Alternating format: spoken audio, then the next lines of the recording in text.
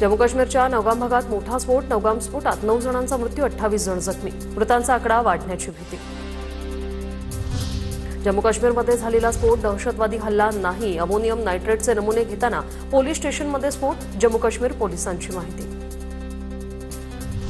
ID फुटल्यामुळे ammonia नायट्रेटचाही स्फोट झाल्याची सूत्रांची माहिती। फॉरेन्सिक पथकाकडून नमुने घेताना अमोनियम नायट्रेटचा स्फोट।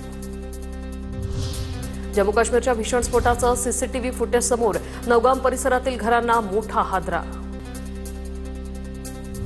जम्मू काश्मीरचे डीजीपी नलिन प्रभात यांची सकाळी 10 वाजता पत्रकार परिषद। नौगाम पोलीस ठाण्यात झालेल्या स्फोटासंदर्भात माहिती देणार।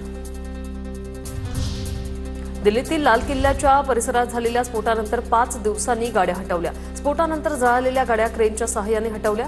एफएसएलच्या तपासणीनंतर या गाड्या हटवल्या। लष्कराने दहशतवादी डॉक्टर उमर नबीचं घर आयडी बॉम्बस्फोट करून उडवलं। दिल्ली स्फोटामागील मुख्य सूत्रधार डॉक्टर उमर नबी असल्याचं उघड। नबी हा जैश-ए-मोहम्मद या दहशतवादी मॉडेलशी संबंधित होता।